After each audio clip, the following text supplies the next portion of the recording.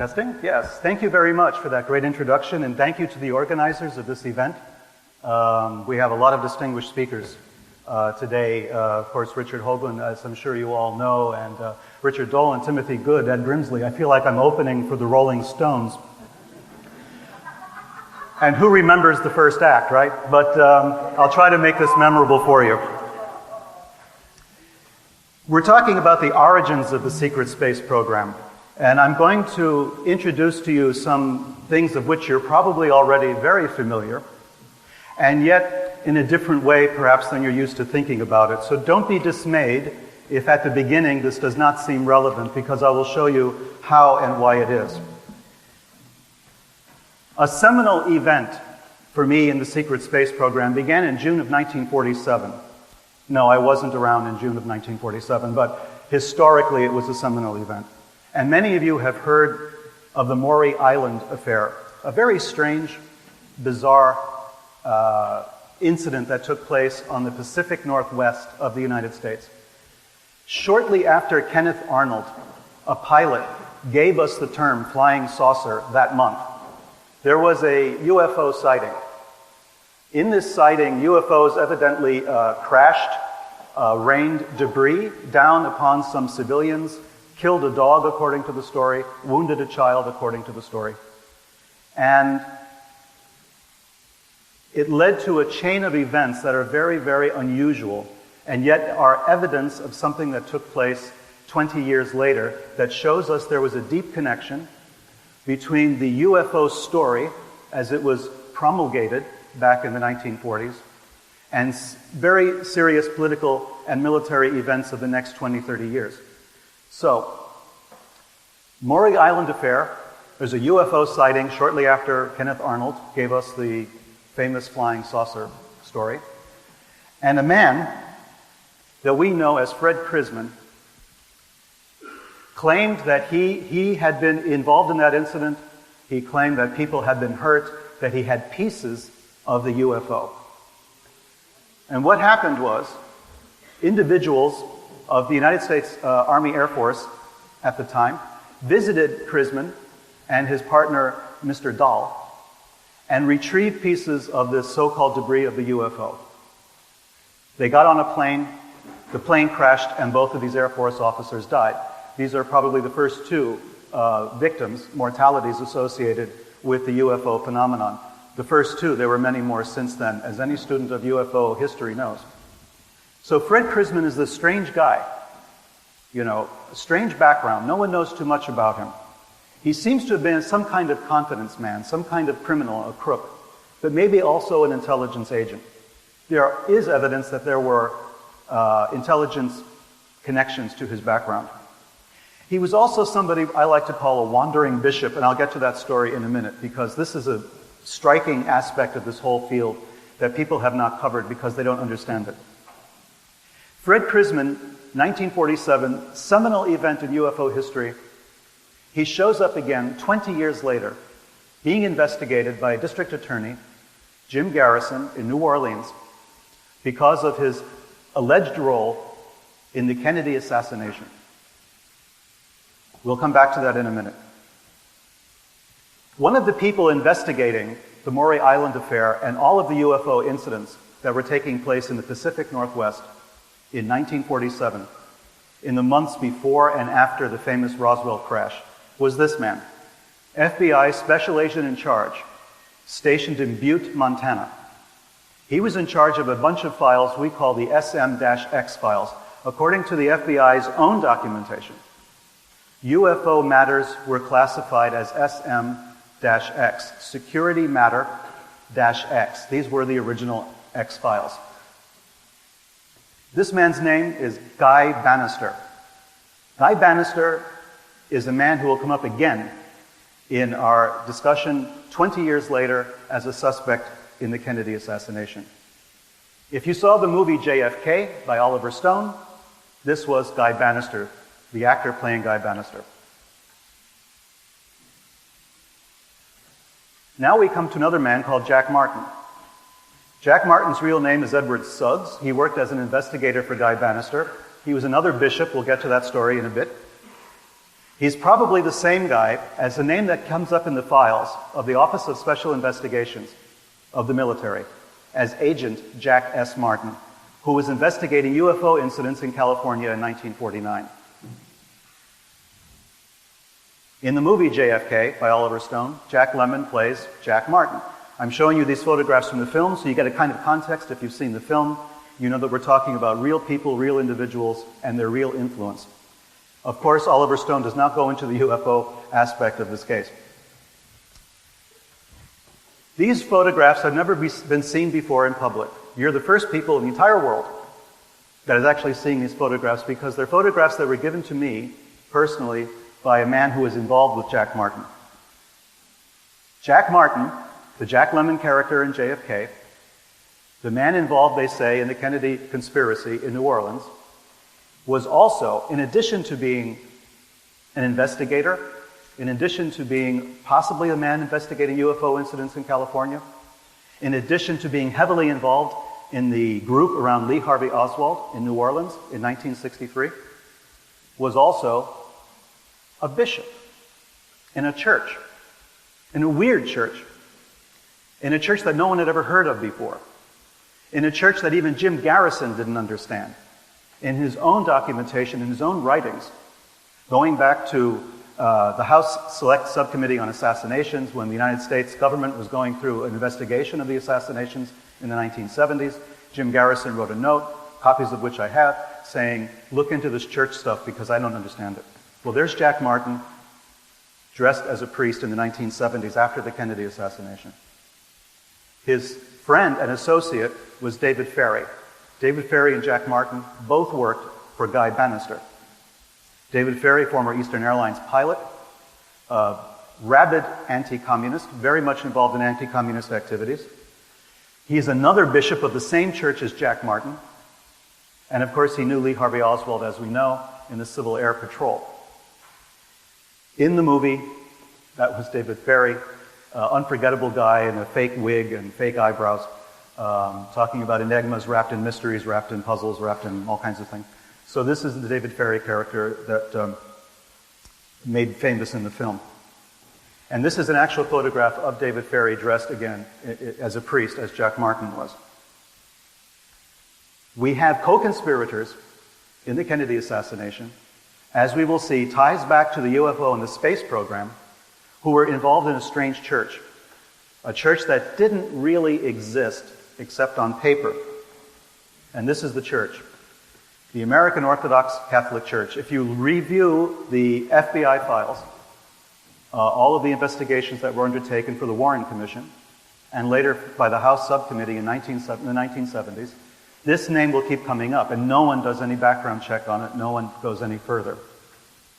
Members of this church included a man called Profeta, we'll get to him in a second, David Ferrie, Jack Martin, a man called Carl Stanley, who was mentioned in the FBI files, Tommy Jude Baumler, Thomas Beckham. These are all names familiar to researchers in the Kennedy assassination. They were all members of this church, most of whom were bishops in the church. The church had a lot of bishops, not many priests, and no congregations.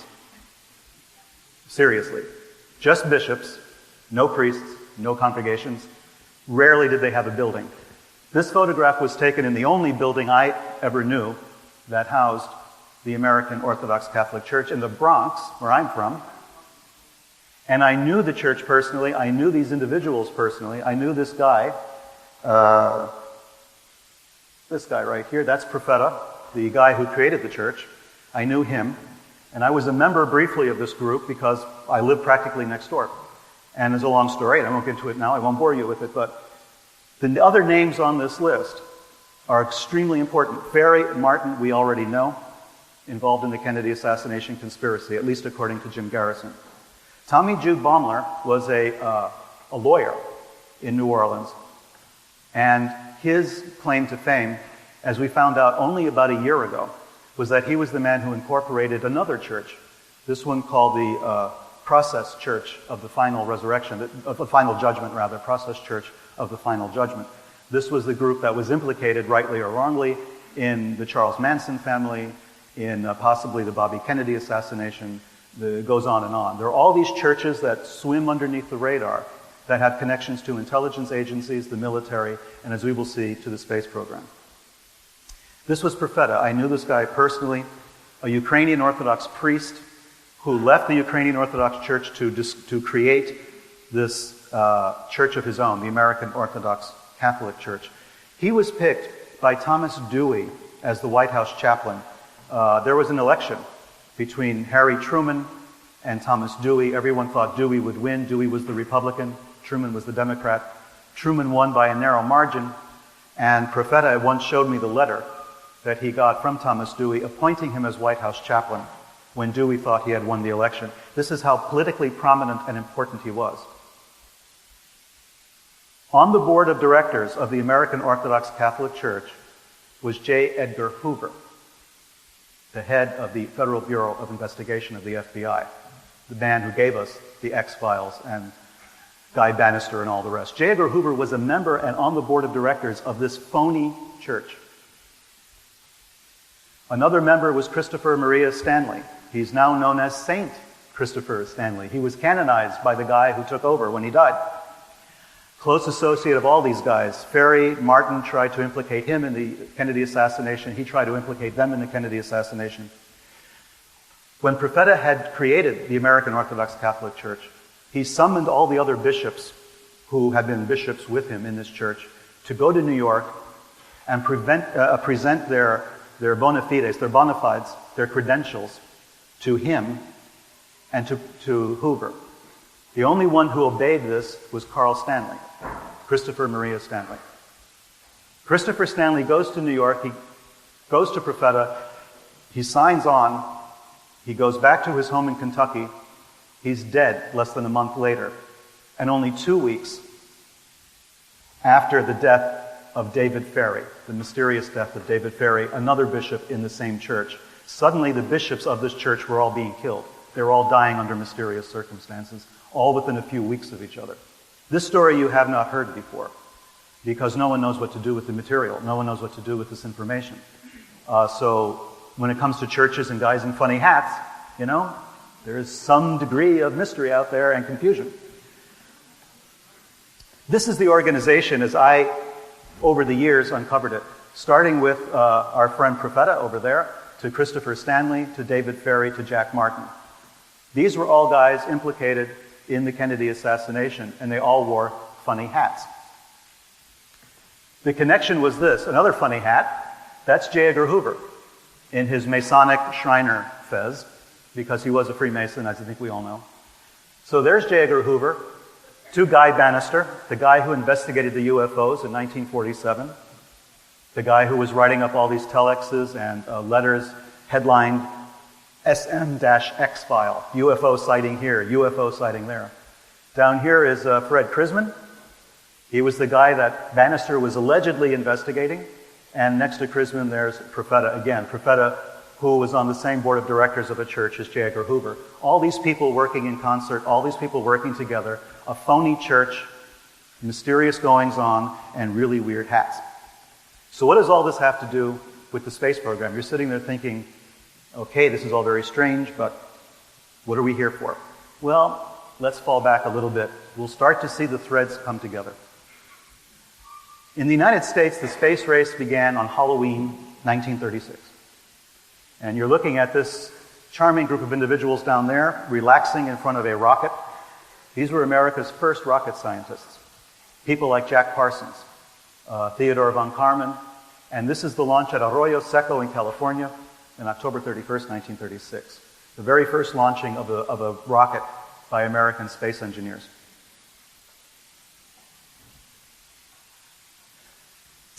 Jack Parsons has a crater on the moon named after him.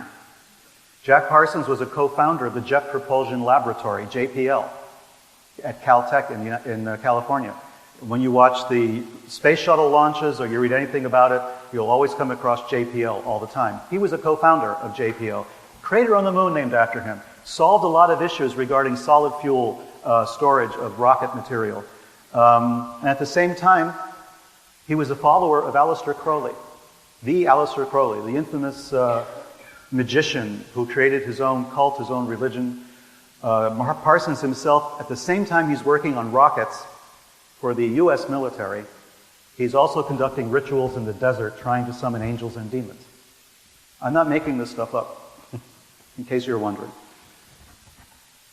One of his co-workers, one of his partners in his ritual working, his ritual magic, was L. Ron Hubbard, the man who later went on to found Scientology. Hubbard stole Jack Parsons' money, stole Jack Parsons' girlfriend, ran to Miami and bought a boat. In later years, Hubbard would speak very fondly of Aleister Crowley, claiming he had met him. He never did. Crowley died in 1947, before Hubbard had even actually heard of him. But Parsons was investigated by the FBI as a security risk because he was involved in occult workings. But at the same time, Parsons is a brilliant scientist. Well, just as he's getting ready to leave the United States through all the pressure of the FBI investigations, there's a mysterious explosion at his home. He dies under very mysterious circumstances. The house literally blows up with him in it. Theodor von Karman was the leader of the group that founded the Jet Propulsion Laboratory. He has a crater on the moon named after him. Born in Hungary, studied in Germany. He was a brilliant rocket scientist as well. And he formed the Jet Propulsion Laboratory with a couple of other people, Frank Molina and, of course, Parsons, Ed Foreman, and a Chinese scientist, another brilliant man called Qian Suisun. Qian Suisun goes on to later fame in another area of rocket science and space science. So von Karman was a guy shown here, by the way, with a Nazi scientist down here. This is Qian up here, and this is von Karman. This scientist, von Karman had known before in Germany and was instrumental in getting him to come to the United States to work on the space program with him. Qian was the man they sent to debrief Wernher von Braun. Wernher von Braun, of course, was the Nazi scientist that was brought to the United States under something called Paperclip. Wernher von Braun we'll get into in more detail just in a few minutes. But Qian was also investigated by the FBI. Everybody involved in the rocket program in the United States in the 1930s and 1940s wound up being investigated by the FBI for one reason or another. He eventually got so sick and tired he defected to China after all of the harassment he had been undergoing by the FBI. And what happened? He develops China's space program. He creates the Silkworm missile that was used to such effect during the first Iraq invasion. When Saddam Hussein invaded Kuwait and all of that, he was sending Scud missiles and all of this. The Silkworms were in use there in the Middle East. So Qian, starting as a patriotic American citizen helping with the space program, through all the suppression by FBI, all the harassment, gives up, basically, goes back to China, and becomes a hero in China. Develops, jumpstarts the Chinese space program. When we're talking today about the space race and the space programs, as we'll be getting into with the other speakers, keep in mind the fact that it began in two important places. It began in Germany, with the rocket systems and the rocket development in Germany at Peenemunde and Nordhausen, which we'll get into in a second. But it also started in the United States. And the reason that China is launching rockets today and launching satellites is because of this man, who could have been part of our space program for the rest of his life, and instead, because of all sorts of political nonsense, wound up going to China and giving them a space program almost complete. At the same time in Germany, in the same year, almost the same month, 1936, we have Fritz Goslau of the Argus Company. He begins work on remote-controlled aircraft.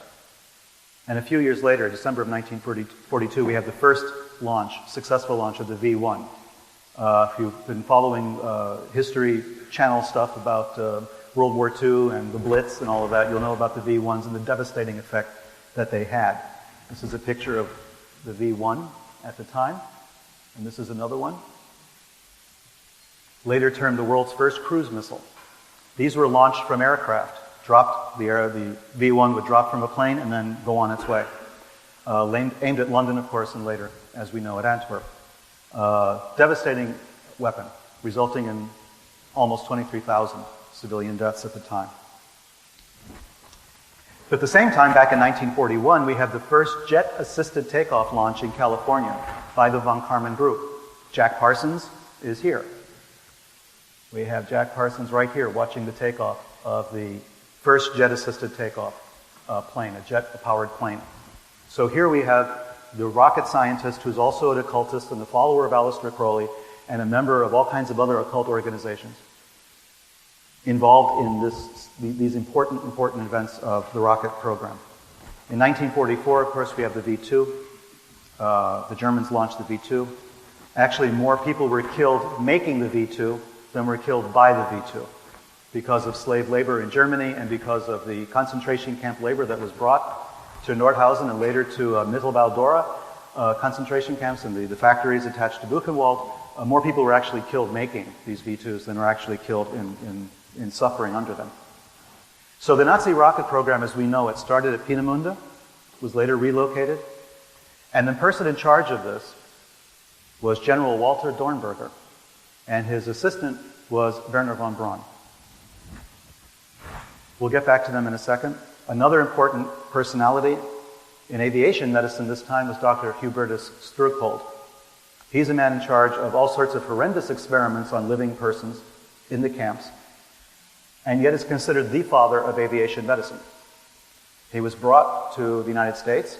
He was given his own institute at Randolph Air Force Base in Texas, and they had a building named after him until the local Daughters of the American Revolution decided that having a building named after this guy was probably not the best message to send to our next generations of young people studying medicine, so they took the name off. People were aware that Struckhold was basically a monster. We've all heard of Operation Paperclip, I think. Started as Operation Crossbow, Operation Overcast. The British were trying to get the scientists, Russians were trying to get Nazi scientists, and the Americans had their own program, which they then later renamed as Paperclip. It wasn't just the men, the scientists they were bringing over, it was also their documentation. It was also as much machinery as they could possibly get. We are talking about hundreds of railroad cars, freight cars filled with documents and equipment and machinery. Not talking even about the hundreds at first, and then thousands of Nazi scientists that were brought to the United States. Here's a photograph of the team at Fort Bliss, Texas, Paperclip members. That's a hell of a lot of Nazi scientists. And not a single funny hat among them, I will point out. One thing that's important to remember about the space program in the United States, until 1957, it was not a civilian program. For the first 10 years, or 15 years of its existence, it was a military program. There was no NASA.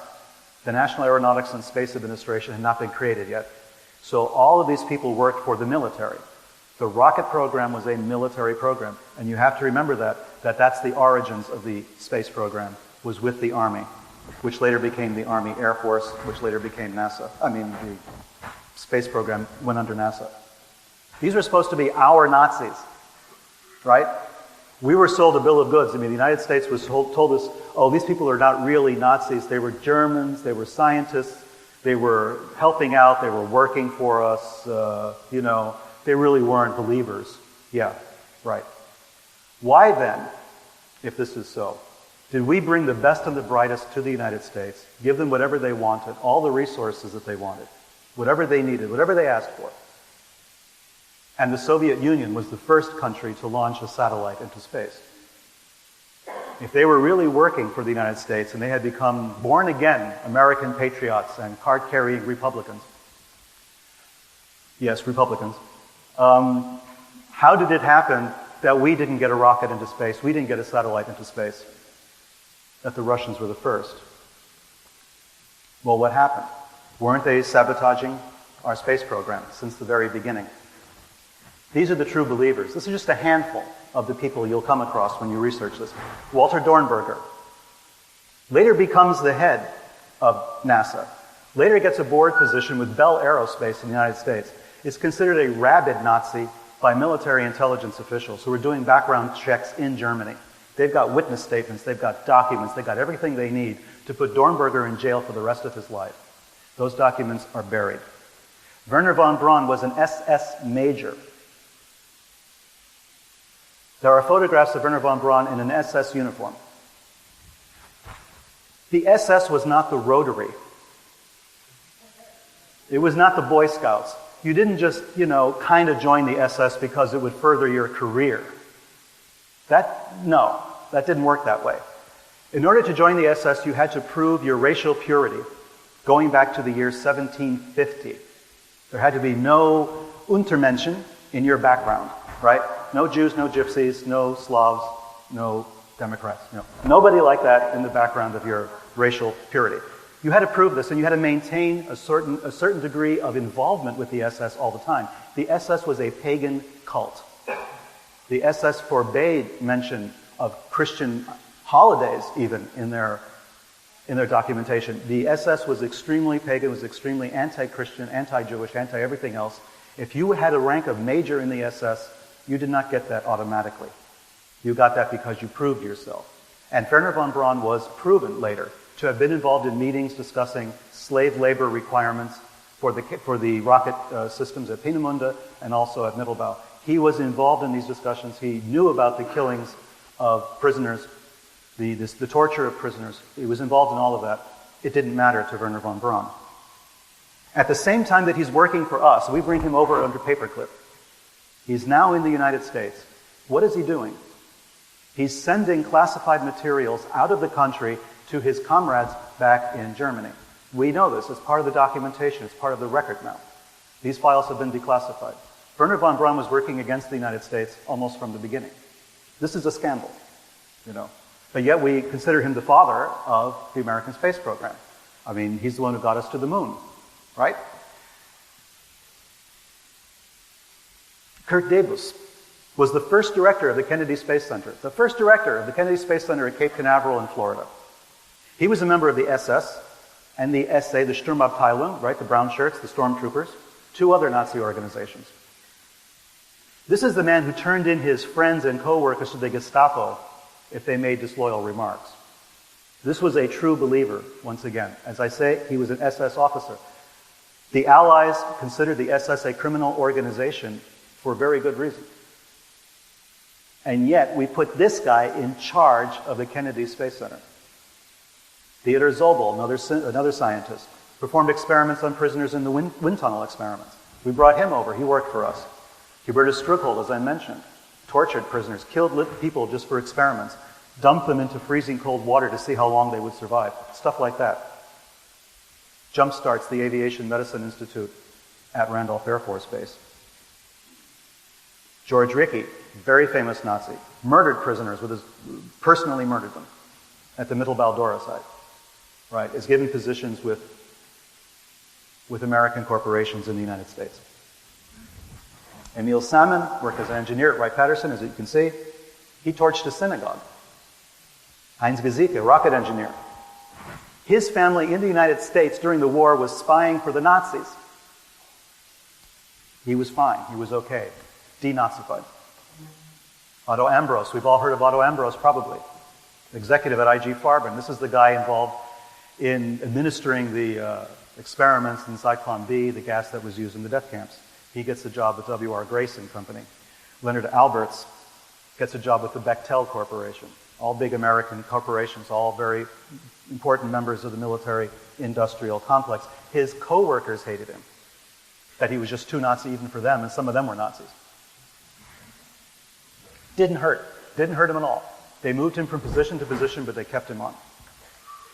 In May 29, 1947, to give you an idea of how badly the Nazi paperclip scientists were sabotaging the American space program, the United States attacked Mexico with a missile. A missile, this one, the Hermes missile, based on the V-2 design, was launched by German scientists at White Sands Proving Ground in New Mexico. It went up, and then it took a right. And it wound up in Juarez, Mexico, just outside of a heavily populated area. Hit the ground, blew a crater 50 meters across. We actually bombed Mexico with a missile in 1947. The Mexican government was not amused. It's like, we have people going across the border this way, you're sending missiles this way, what's up? Well, the Germans in charge of this had sabotaged the guidance system so that it wouldn't go where it was supposed to go. And the American engineers who were responsible for some of these experiments were complaining like mad to the Pentagon, saying that these guys are nuts. They're doing all kinds of crazy stuff.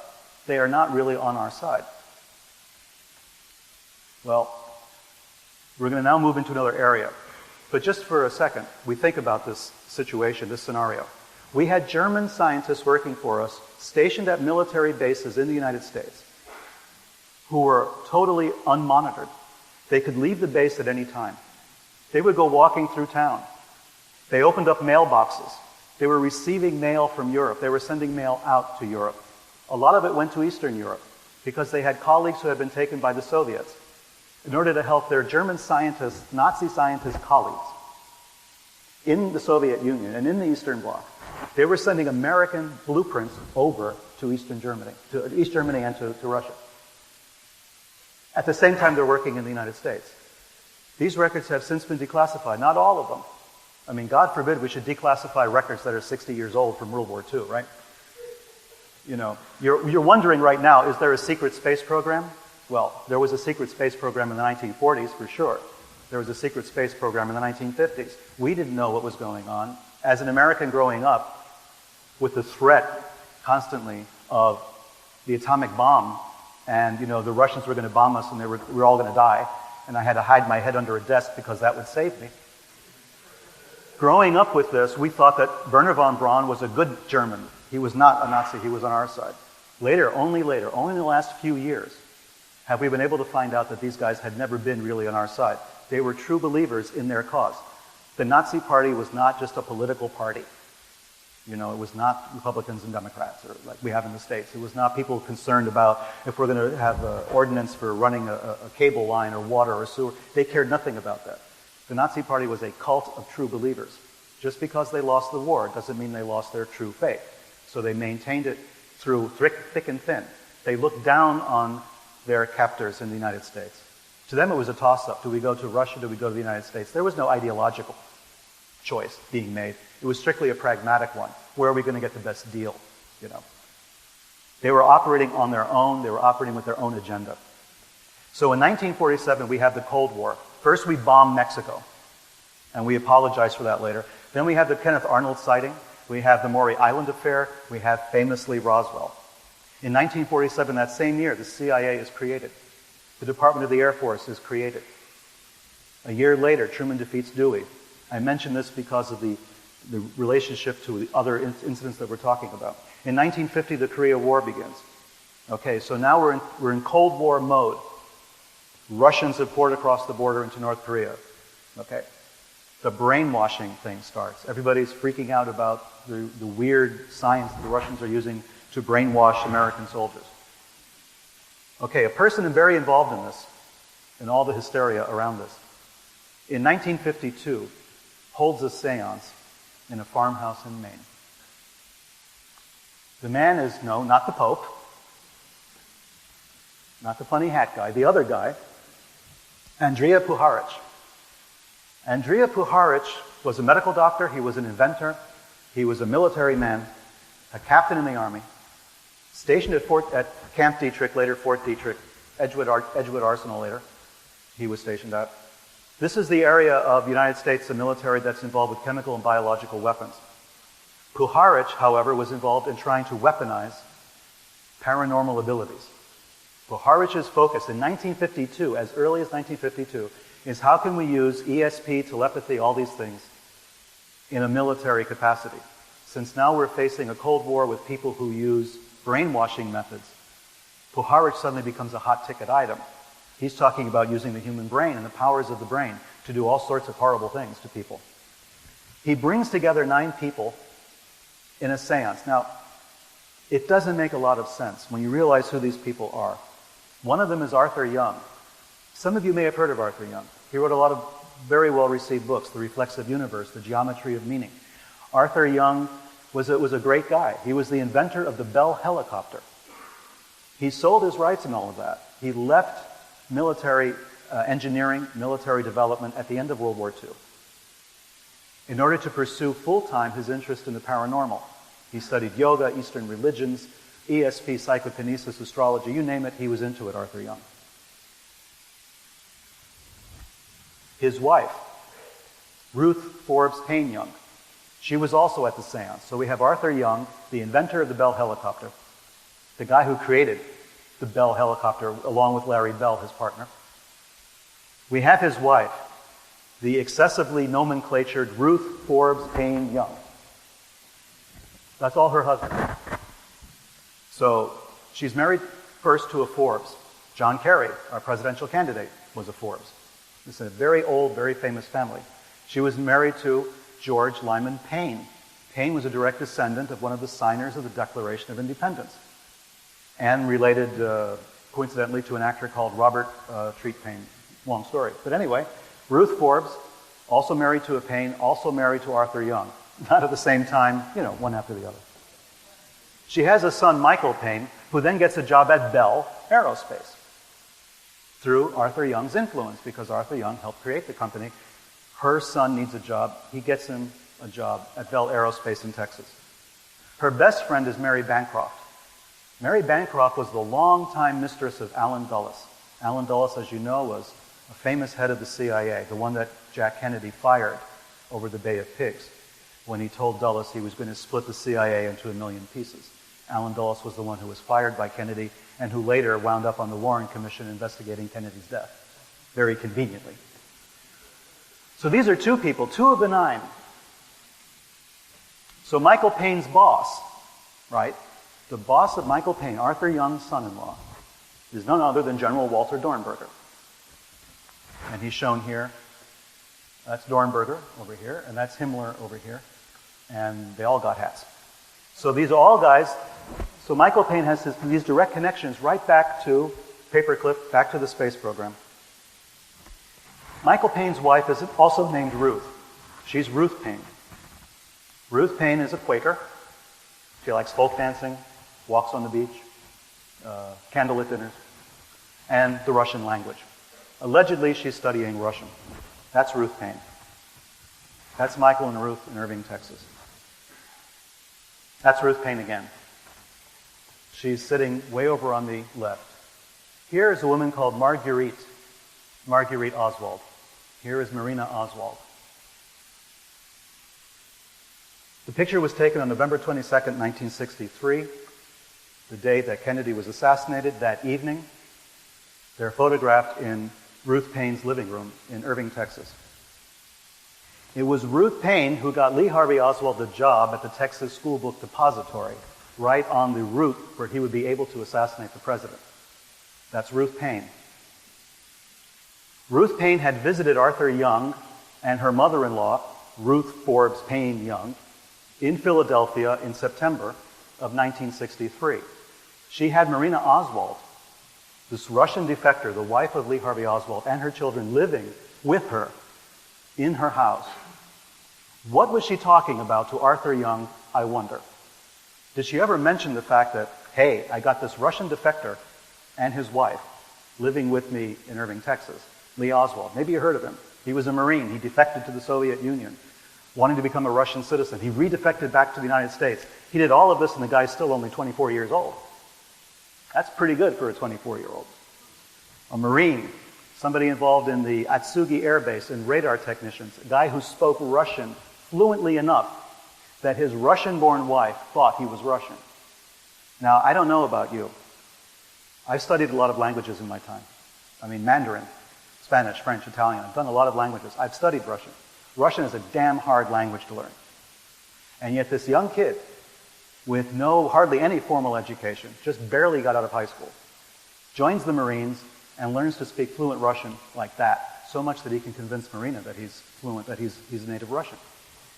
So Marina Oswald, the niece of a KGB, an NKVD, an Army Military Intelligence officer, marries Lee Harvey Oswald, this Marine defector, very famous defector, and they decide to go back to the United States.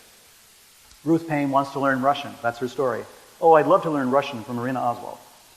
So she gives her some room in her house because they're broke, and then Lee goes to Texas, and, well, the rest is history. So here's the 9. Here's the connection of these 9 people. I didn't mention all the people of the 9. We'll get to that, but they're mostly DuPonts, Astors, Forbes, etc. These are the wealthiest families in the United States at the time, blue blood Americans with long pedigrees going back to the Mayflower or to the Declaration of Independence in some cases. representatives of these families were at this bizarre seance. And during this seance, in Maine, they were contacted, according to all the published documentation. I'm not making this stuff up, and I'm not speculating. Puharich himself published this documentation, saying that aliens, a group of 9, contacted the group of 9 who were at this seance and said, "We are 9, you are 9, we're giving you the mission, to help transform life on the planet." And what was their first major contribution was, having to do with the assassination of President Kennedy. So this 9 to me is very strange. We have to ask ourselves a lot of questions. Did that somehow promote, evolution on this planet, or did that do just the opposite? So there's Arthur Young. There's his daughter-in-law, Ruth Paine, Lee Harvey Oswald to Kennedy. The connections are very tight. And another member of the 9, of course, was an Astor, as I mentioned, Ava Alice Muriel and Astor. So all American aristocracy. September 12, 1962, Kennedy makes his famous, "We shall go to the moon. We choose to go to the moon in this decade," and do the other things, not because they are easy, but because they are hard. The last time an American president talked to Americans this way. We're going to do things not because they're easy, because they're hard, because that's what we're going to do. He told Congress of the moon mission May 25, 1961. In September 62, over a year later, he reiterates this in a very famous speech. You can catch it on YouTube. It's everywhere. Very brilliant, very passionate speech about what we're going to do. And then, of course, in November of the following year, he's assassinated. What does all this have to do with what we're talking about? Okay, in New Orleans, before the assassination, Lee Harvey Oswald gets a job with the William Riley Coffee Company. That coffee company still exists.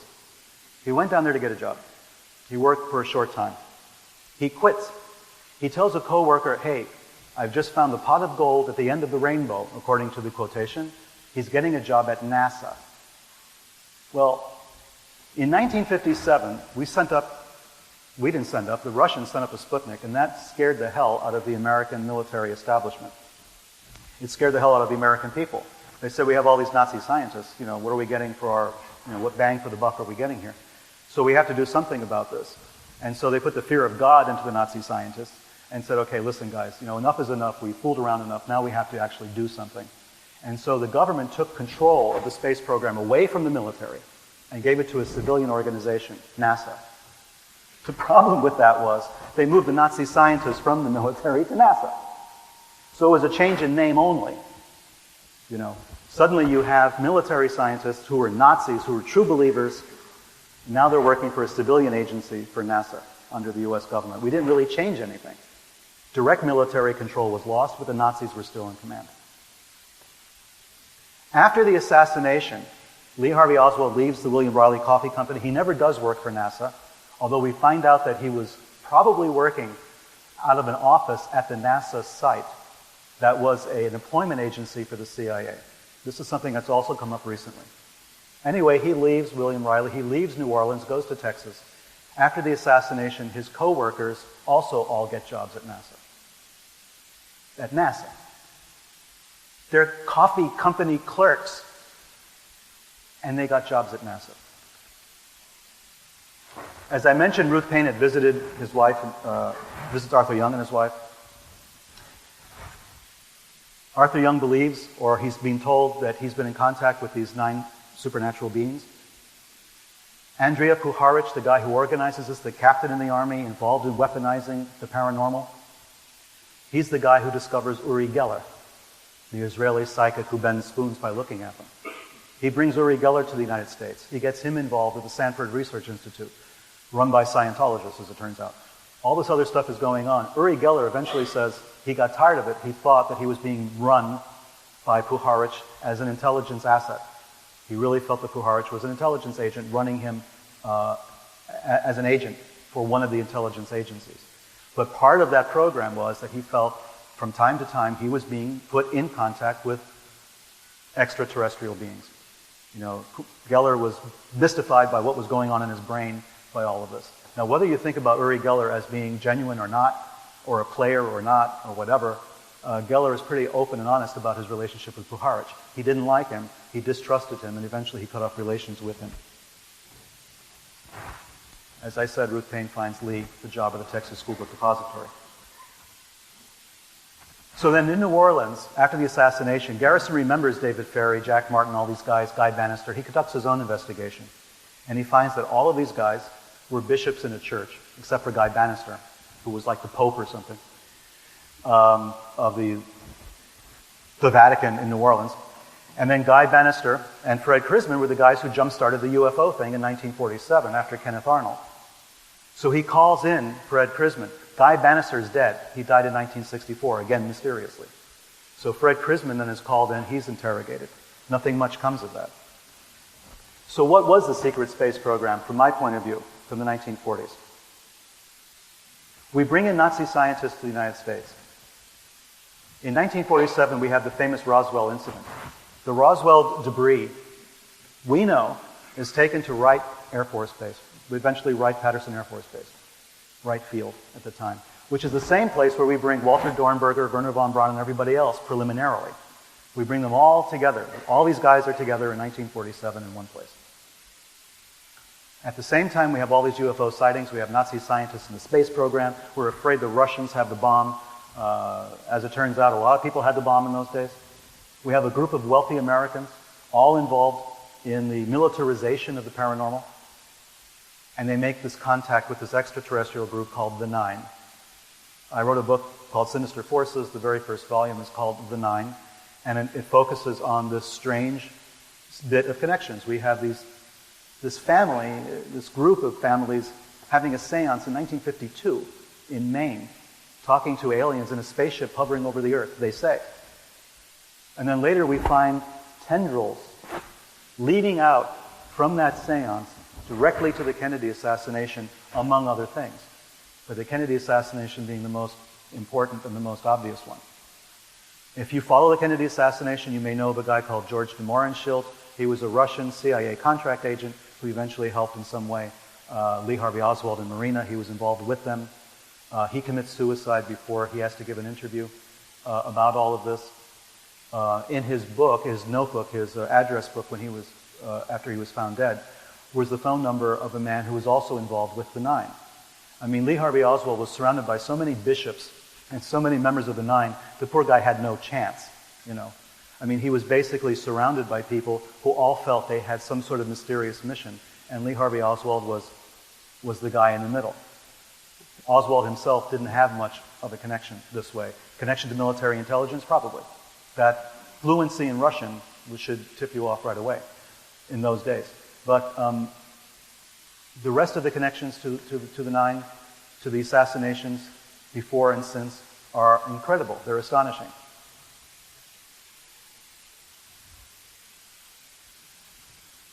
We know the CIA was blamed for the Kennedy assassination. We've all heard the stories. What we don't really remember is that the CIA at that time not only was involved in protecting Nazi scientists as much as they could, and other Nazis around the world, Nazi war criminals, involved with the Vatican, as I think we've all heard. I'm working on a story right now that I hope I'll be able to publish by the end of the year, involving the monastery route in which the Catholic Church really deliberately helped a lot of very famous, very prominent Nazi war criminals escape, giving them Vatican passports, safe houses. Some of the story you've heard already before. But what we don't really realize is the CIA, at the time of the assassination, for instance, was heavily involved with another Nazi organization, the Gehlen organization, which was running agents for the CIA in Eastern Europe and against the Soviet Union. Again, just like in Paperclip, these Nazi scientists were not really working for us. They were taking our money, they were giving us phony reports. They were virtually useless against the Soviet Union. As it turns out, years later, as we find out, when all the chips are in, when all the information is there, we find out they've been sabotaging us as well. Allen Dulles was protecting Nazi war criminals since before the war ended. We know that in transcripts of speeches and talks that he had with famous Nazi leaders going back to 1944 and 1945. And the fascinating thing about Allen Dulles, bringing all of these pieces of these disparate things together, was that he was Mary Bancroft's mistress. Okay, Mary Bancroft was the friend of Ruth Forbes Paine Young. During the Warren Commission interviews with witnesses, and you can read this in the Warren Commission transcripts, Look for Ruth Paine. Read her. She appeared twice before the commission, talking about what she was doing in the days and weeks and months leading up to the assassination, how she knew Lee and Marina Oswald, all of these questions. Alan Dulles is part of that committee. He's sitting in. At the point where Ruth Paine starts to talk about her trip to Philadelphia to meet Arthur Young 2 months before the assassination, 3 months before the assassination, Alan Dulles cuts her off and changes the subject. He does not allow her to finish the story. Read the transcript for yourself, you'll see it. It's blatant. Alan Dulles, who's been quiet the entire time, suddenly jumps in, like a defense attorney, and then suddenly says, oh no, we're not going to, let's talk about this instead. As she's about to say who she met, who she was dealing with, Alan Dulles changes the subject, changes the story. Her information about Arthur Young never makes it into the record, and she hasn't talked about it since. What was going on? Alan Dulles knew Mary Bancroft. Mary Bancroft was Ruth Forbes Paine's Young's best friend. There was a very deep connection there. Alan Dulles knew ahead of time, he had to, about Lee Oswald, Ruth Paine, Marina Oswald, and all of this. And he was desperate to cover up that part and make sure it never made it into the record of the Warren Commission. So we have a lot of wild stuff going on, including the fact that Ruth Paine's husband, Michael Paine, was working for Bell Aerospace. So what do we have? We have a Garrison investigation alleging there was a conspiracy in the Kennedy assassination.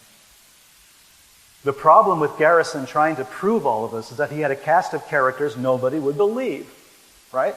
He had Clay Shaw, who was an unbelievable character on his own, the man that he was trying for the assassination. But he also had all these other characters. He had all these bishops, He didn't know what to do with these bishops. He couldn't understand that the bishops were a front for an intelligence operation. He suspected it, but he didn't know where to go with it. Paranormal researchers, UFO personalities like Guy Bannister, like Fred Krisman, and of course employees of NASA. All of these people can be tied back to Paperclip, can be tied back to the Nazi space program, the people that we brought over. This was all part of the problem. This was all part of what happened. Secrets were kept. There are still classified documents on the Kennedy assassination. We know that thousands of documents have yet to be declassified. Thousands of documents on World War II. Thousands of documents on the Admiral Byrd expedition to Antarctica. Right? We've classified so much in the United States alone. Now think of your own countries. I did a lot of work in Latin America. People who know that I was in Chile in 1979 researching the Nazi influence down there and trying to find out information about Nazi technology that had been smuggled to South America. Under military dictatorships in Latin America, of course, there was no information. Secrecy was the order of the day. Documents were classified, shredded, burned. Things went on for 20, 30 years in Latin America, we'll never know. And yet, many of our Nazis wound up there, in Argentina, in Chile, in Bolivia, Uruguay, Brazil, Colombia, Ecuador, Peru, everywhere. There were Nazis in hiding, all of these places. They were scientists, they were SS officers, they brought technology, they brought money, vast sums of money under Otto Skorzeny. All of this was being brought and developed into programs. Perón used to brag about his own space program, developing a new jet system, a new, a faster than speed of light kind of thing that he was talking about and bragging about, because he knew he had Nazi scientists there working for him. The author Joseph Farrell, very good researcher, has written about the Bell, has written about alternative sources of energy that were being developed by Nazi scientists in South America, in Bariloche, very close to where I was detained in Chile on the other side of that border. So there's a lot of secrecy yet. We know history, only the declassified portions of history. The world that we know is based upon what we've been told. We can read books about history and feel that we know what's going on. But I can tell you, the history of the last 100 years is largely still classified. We live in a kind of dream world, thinking that we know what actually happened. Right now, there's information that the Japanese had detonated an atomic device in August of 1945 off the coast of Korea. And there are Japanese intelligence officers who come forward with this story and who are insisting that it took place. If that's true, we have to rewrite the end of World War II, right? Then we have to go back and say, wait a minute, what really happened? If we talk about Paperclip, the way I was taught in school in the 1950s and 60s was that the Nazis were good, these were good Germans. Werner von Braun was never a Nazi. Dornberger was never a Nazi. All these guys were on our side. As it turns out, it wasn't true. As it turns out, they were sabotaging us every step of the way. Our space program was the result of Nazis trying to stonewall us and to prevent us from getting there, until eventually, after Sputnik, they were told, you better do it or get out. So that's what happened. We sold our soul in the United States, and not just the United States, believe me, other countries as well, including the Soviet Union. We sold our soul for this technology. We dealt with some of the worst war criminals in history. Not just even the Holocaust, but the idea that they had slave labor that they worked to death and replaced with other slave laborers. And these people who employed these slave laborers deliberately, who were involved in every step of that process, including the killing of these laborers also, were the people that we brought over for the space program. Our space program has its origins in people, on the one hand, like Jack Parsons, who once wrote that he was the Antichrist. He was a brilliant man, but he believed he was the Antichrist and was ushering in a new age of witchcraft, according to him. And he was a follower of Crowley and member of the Ordo Templi Orientis and all of this, a very brilliant guy, but a very strange guy, on the one hand, and we had the Nazis on the other. You know, these were the people that were jump-starting the space program of the United States, starting in 1936 and going up until the moon launch. So we have to go back and relook at this history and ask ourselves why. Why was it so necessary? Why was the space program militarily necessary? Why did they work for the Army? Why did they sabotage the process as much as they could? Why did the Army allow Nazi scientists to wander off the base and do whatever they wanted to do, communicate with whomever they wanted to? Fort Bliss, Texas is on the border of Texas and Mexico. That region in the 1940s was like Vienna during the Cold War.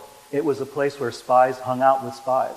It was rife with all sorts of intelligence activity. All sorts of things were going on in that border area.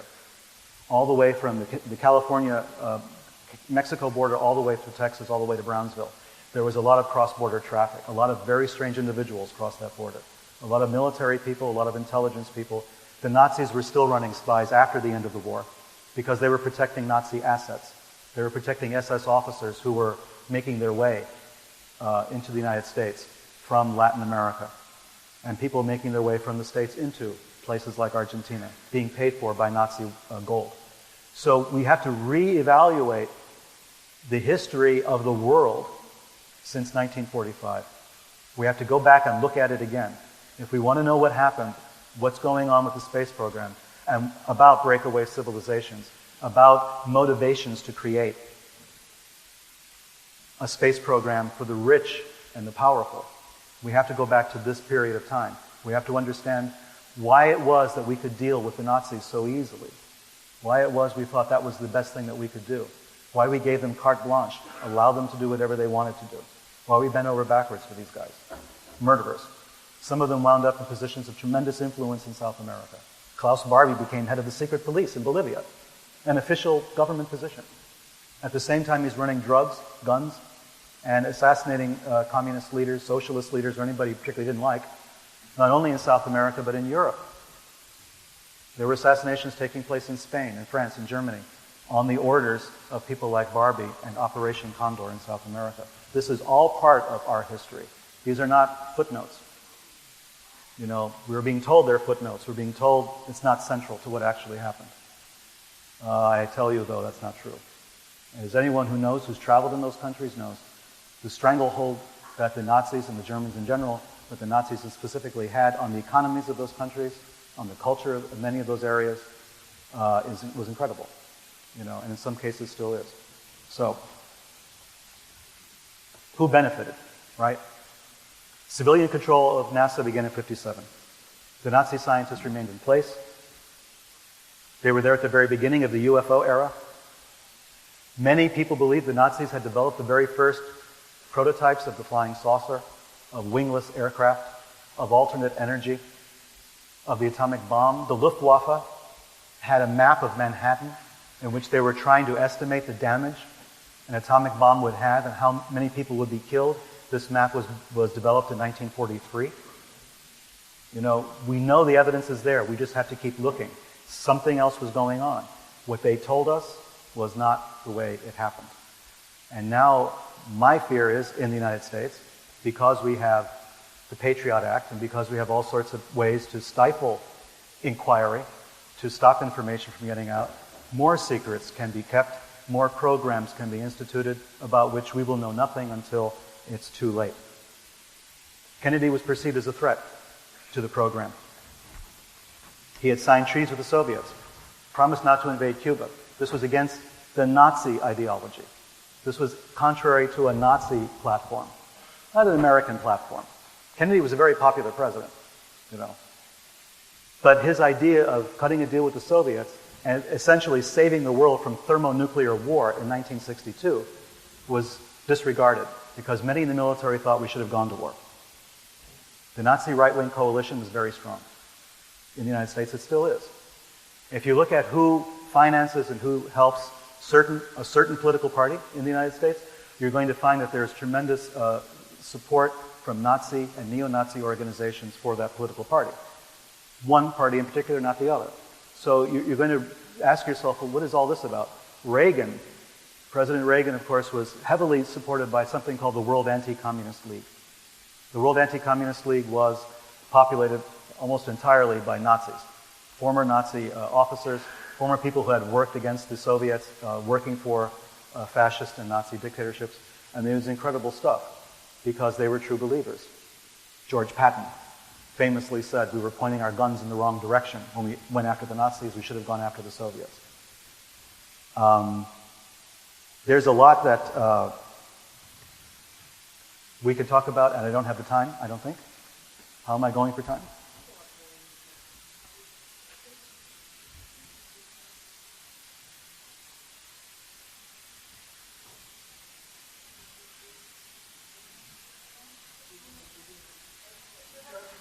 I'll just keep talking until you tell me to stop. Okay.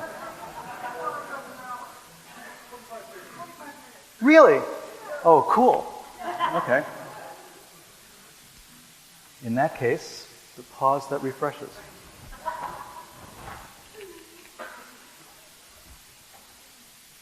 Here's the question I want to ask.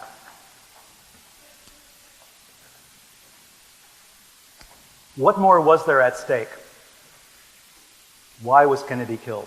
It had to be for some really big reason. It couldn't be because they didn't like his hair, It had to be for something really specific and something big, something major, something that was going to affect the economy and the political structure, power structures that existed. Did Kennedy's insistence on going to the moon rob other projects of finances and resources that they needed? Was the moon a kind of chimera, a kind of quixotic dream that we should go to the moon first and show our superiority over the Soviets? Was it something that took money and power away from this inner circle of right-wing zealots, of Nazis who had a different approach to science, a different approach to the space program? People who wanted to do their own thing.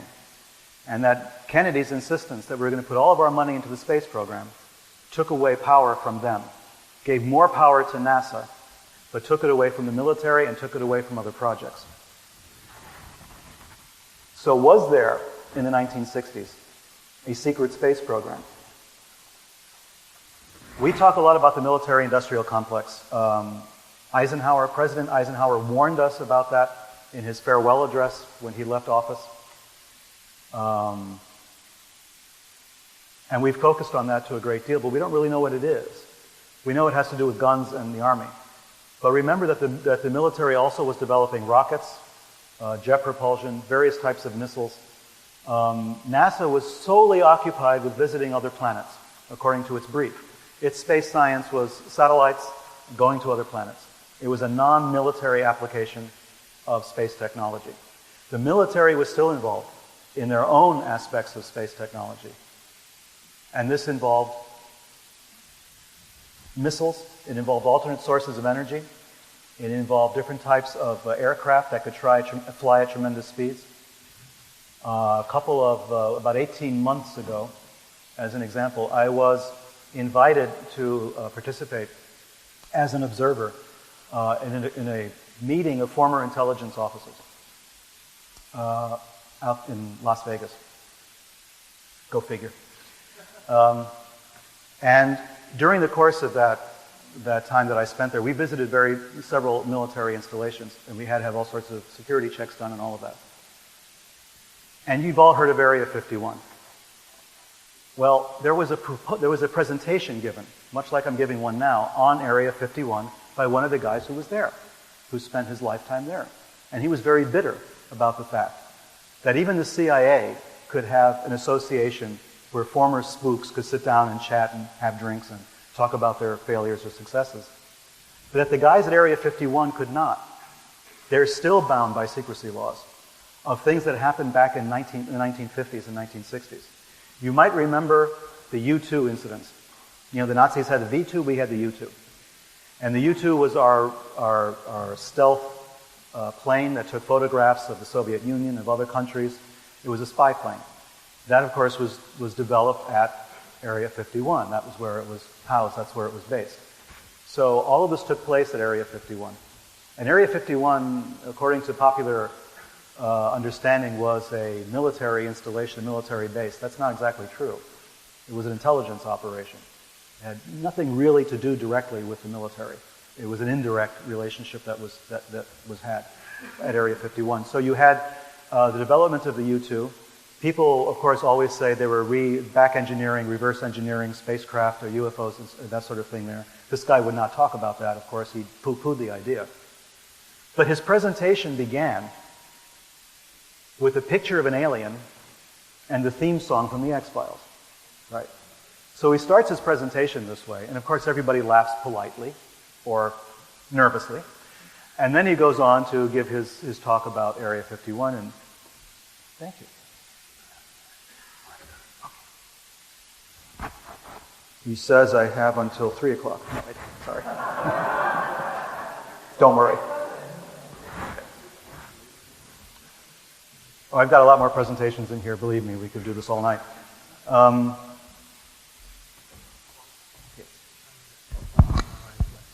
Okay. Sure.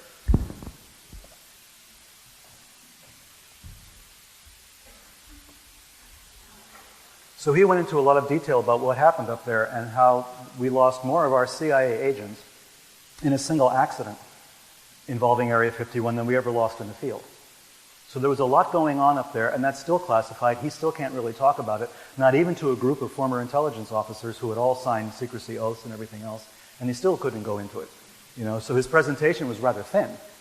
But he did talk about the U-2 programs and Francis Gary Powers and all of that, and everybody in the audience understood that when he's talking about Francis Gary Powers, the pilot of the U-2 who was shot down over the Soviet Union, we're also talking about Lee Harvey Oswald.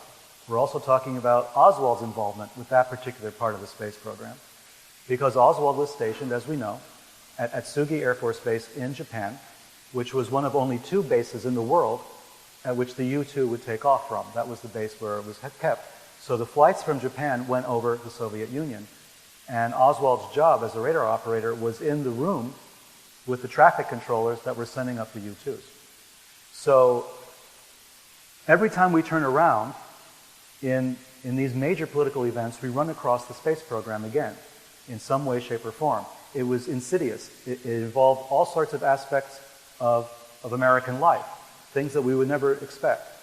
Why did people who worked at Riley Coffee Company all go to work for NASA? Why did Oswald claim that he was getting a job at NASA? Why did all these other spooks and all these other strange people wind up somehow with the space program and then again with the Kennedy assassination? There is something very serious going on here. There's a very strange part of American history, and by extension, in a way, of American and world history that's taking place with the space program. If you look at the space programs in Europe, if you look at the space programs in China and other parts of the world, you will see all the connections going back to this one central phenomenon of the space race between the Soviet Union and the United States. And you have to ask yourself, was it really a space race? You know, politicians on both sides may have thought it was a race. Low-level politicians may have thought this. They may have been stricken with fear that we were in a race against the Russians for domination of space. We may have thought this. But the scientists on either side, I think, never had any illusions about this. There was no race. There was a cooperation. Someone at some point decided the Soviets can go first. They'll have their Sputnik, and they'll send a dog into space, and then eventually they will send an astronaut into space. The Russians had the first go at it. How could they possibly? When we had the creme de la creme, when we had all of the best and the brightest of the Nazi space program. How did that happen? It had to have been a cooperation between the scientists themselves. This implicates or implies that there was another level of government in the world at that time. That there was another basis of cooperation, of collaboration between people that we thought were dire enemies. That there were networks of people operating throughout the world who cooperate with each other in some way, shape, or form. And this is what we have in the space program. They cooperated so much that people died, people were killed, people were assassinated. Serious investigations into the UFOs led to the deaths of a lot of people. James McDonald, famous scientist who went before Congress and insisted that the UFO sightings were not the result of sightings of the planet Venus, swamp gas, or weather balloons. For this he was ridiculed. He was later found dead. They said he committed suicide. They always say they committed suicide. That's the standard response. Murray Jessup, right, involved in the Philadelphia experiment stuff and a researcher into UFOs and all of that, commits suicide, they say, in Miami, Florida. All of these people who are seriously involved in this study, who try to promote it, who try to talk reasonably about it. Not wild-eyed, aluminum foil hat wearing people, talking that their minds are being controlled from Venus or something. These are serious people. James McDonald was a very serious guy. He was a scientist. He was a doctor, a PhD, a meteorologist. He knew what he was talking about. Dead.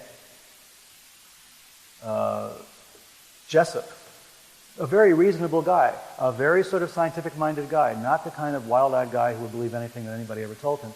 In the last month or two of his life was extremely paranoid, extremely nervous. He felt that there was something going on, that somebody was after him, and then he wound up dead in Miami. So we have these things connected with the UFO program. Why? If the UFO phenomenon is a figment of our imaginations, if we're projecting stuff onto atmospheric conditions and we're seeing ghosts or something like that, why all of this secrecy? Why all the murder? Why all the suicides?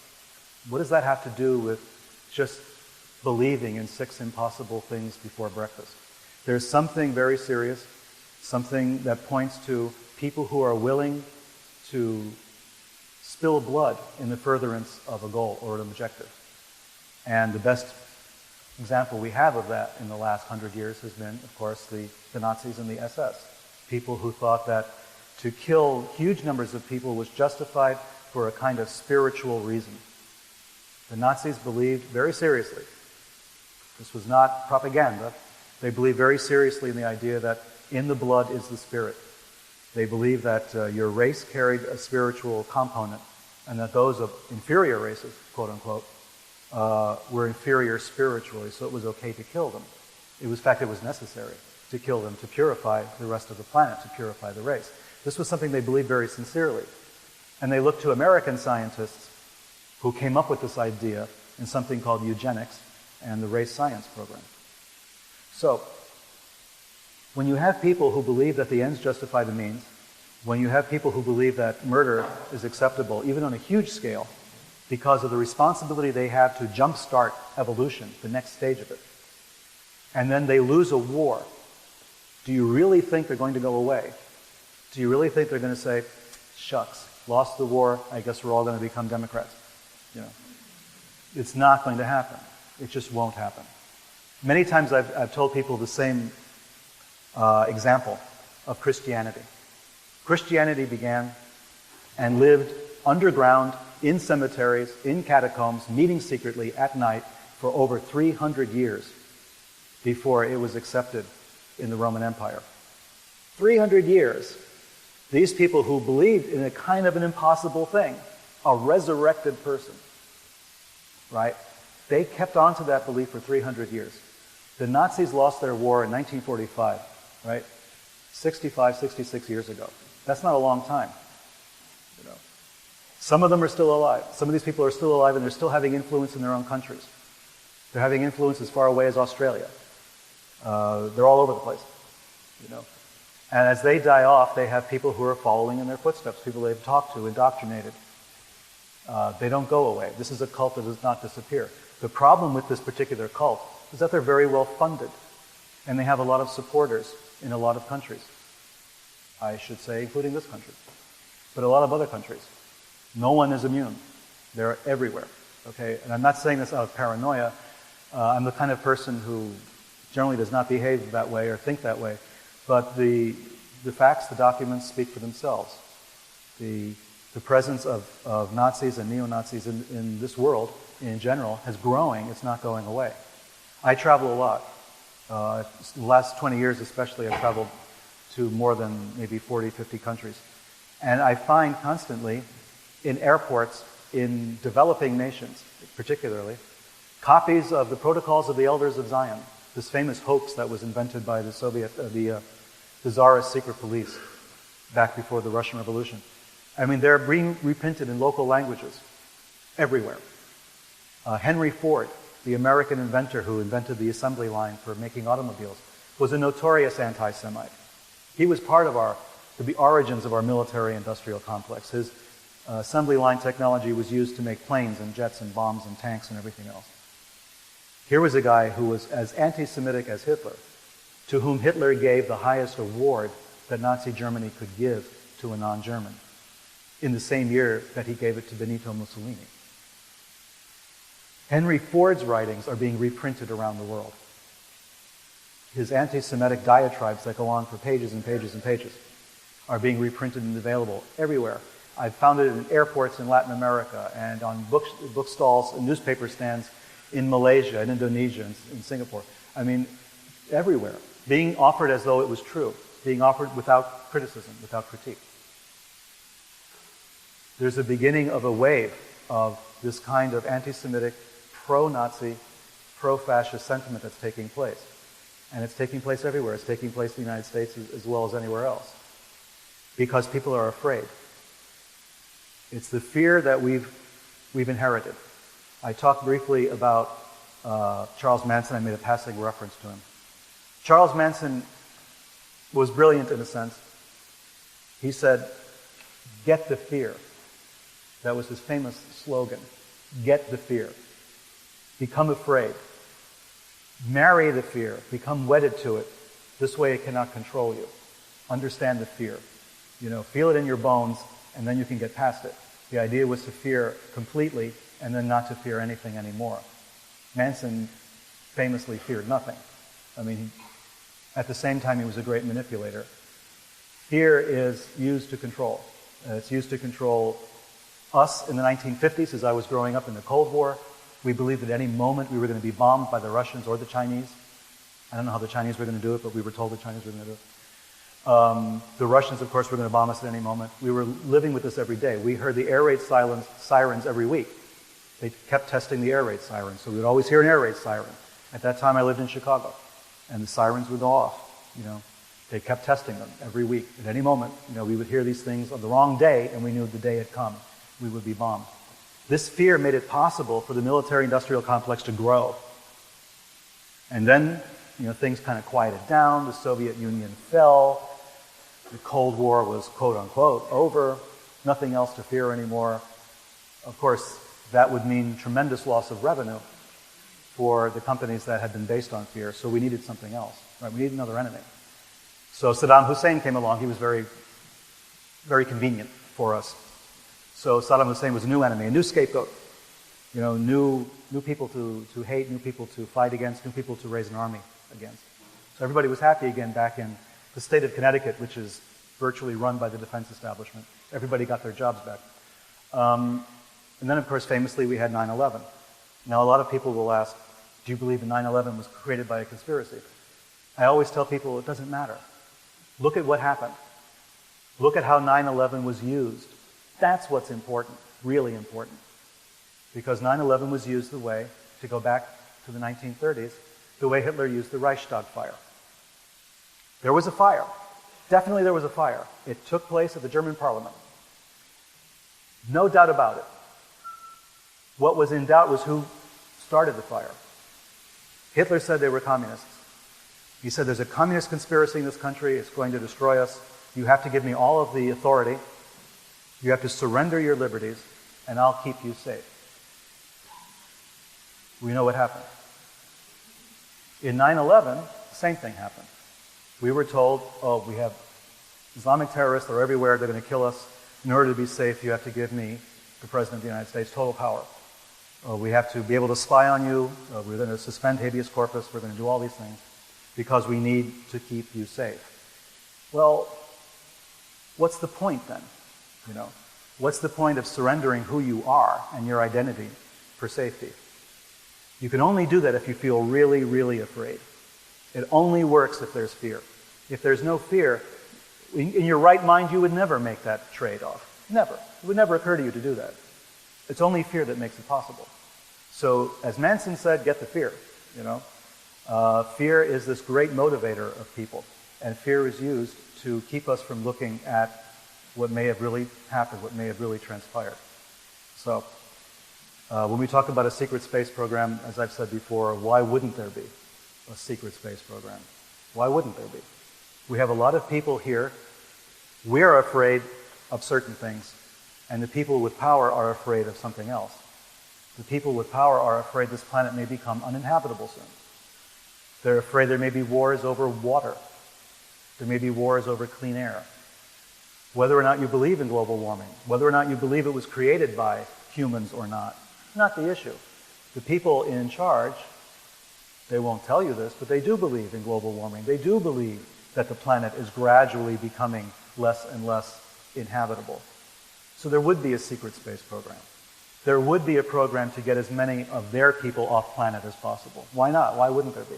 That's a pretty good investment, I think, of time, resources, money, technology, whatever. We know that individual entrepreneurs are developing their own space shuttles, charging a few $1 million for a seat. That should tell you something, what it's going to cost us to get off this planet, if we had to, for any particular reason. So are there people willing to say, we're building our own rocket ships, like in a Ray Bradbury story, We're going to have our own rocket ships, we're going to leave, and all you guys are going to have to stay behind and deal with whatever it is, whatever mess we've created. So yes, these secrets will exist. They have to. The people in charge are not stupid. We may think they're stupid. We laugh at our politicians in every country. But they're not all that stupid. Some of them are. Some of them are reptiles, to use a David Icke expression. I'm speaking metaphorically, he's not, but I think we agree. There's common ground there. So you have to ask yourself, what is your position on this? Where do you fit in? Where do we as individuals fit in? If the government can keep secrets, as they did with the space program, as they did with Paperclip, as they did with the assassinations, as they did with Admiral Byrd's diaries, for crying out loud. If the government keeps those secrets, why can't we have our own secrets? Why, as individuals, we're not allowed to have a Patriot Act for ourselves? Why can't we tell our governments, no, you can't have this information about me, it's classified?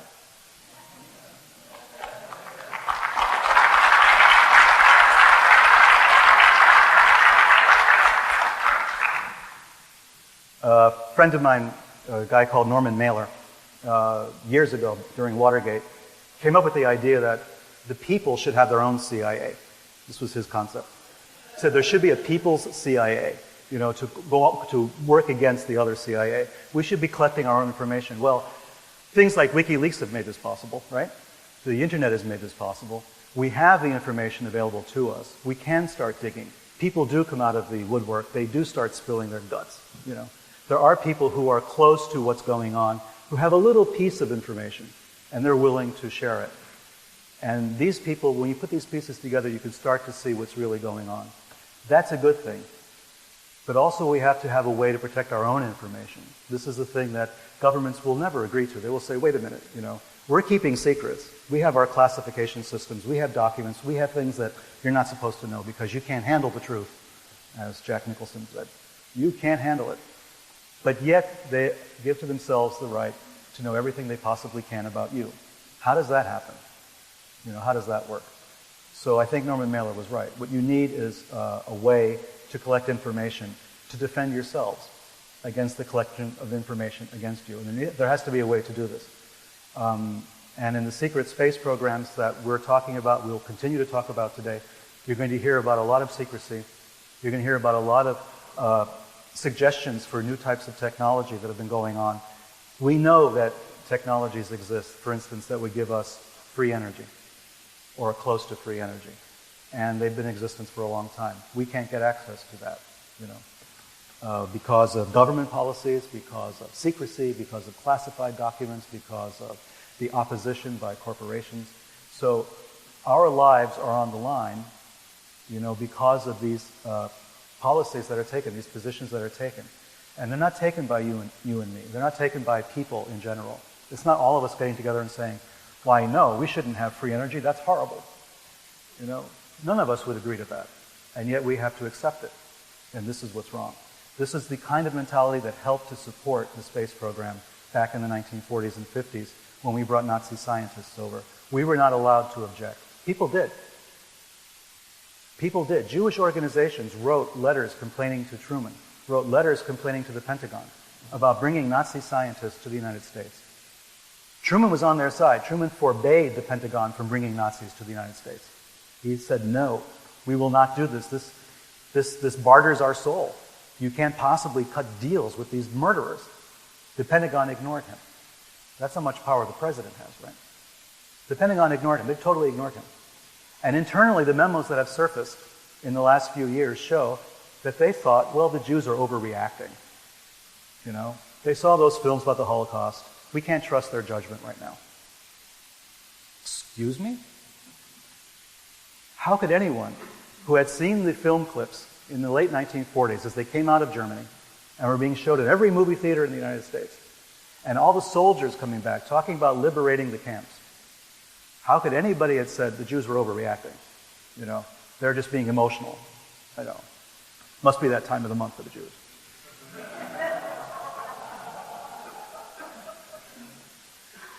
But that's what the reaction was. And it's chilling to read this in the documents that have been declassified. Go online and find them. They're there.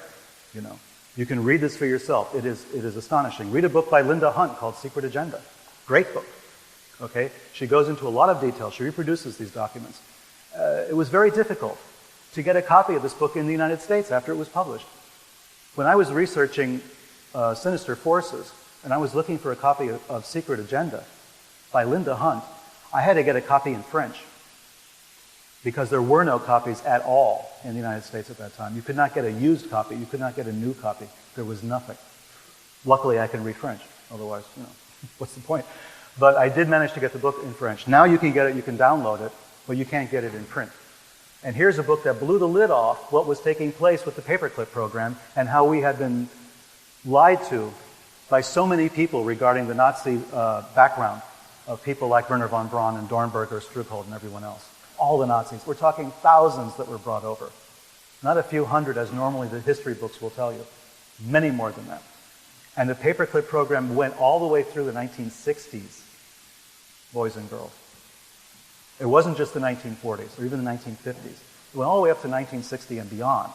We were bringing scientists over that late, wherever we could find them, giving them jobs, setting them up. They became wealthy in many cases.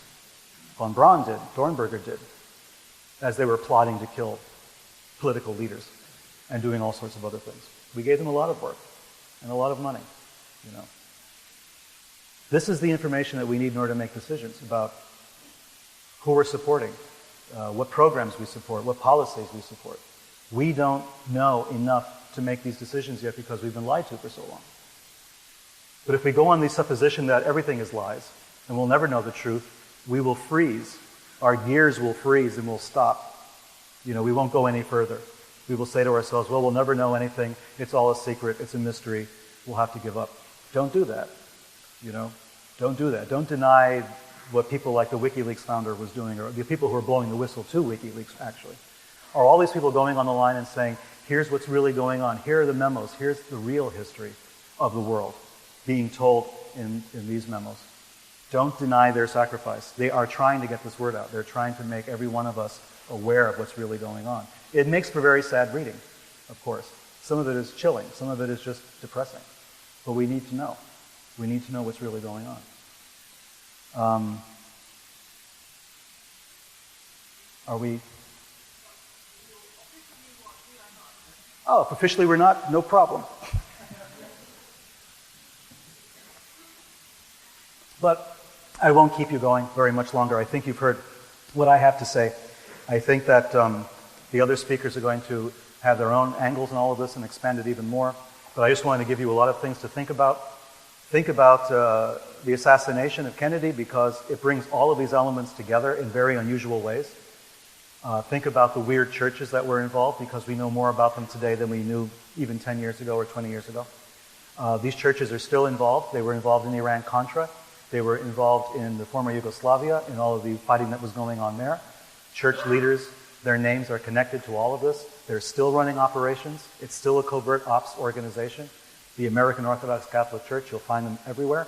And they're running agents all sorts of places. Not everyone is an agent. Some of them are very sincere people, but not many. So keep an eye on that. Keep an eye on what's going on. When you find anomalies in the news as you're reading it, pay attention. When you find things that don't quite make sense, pay attention. When a name shows up in one news story that had showed up in one 5 years ago that you remember, pay attention. You know, when these things happen, when these so-called coincidences take place, that's when you realize there's the action of what I call the sinister forces at work. So if you pay attention, you will learn something. It'll make you a little nervous, it'll make you a little fearful, but it will be real information. It will be something you can really know and use and understand. So thank you very much for your patience. Thank you very much for listening.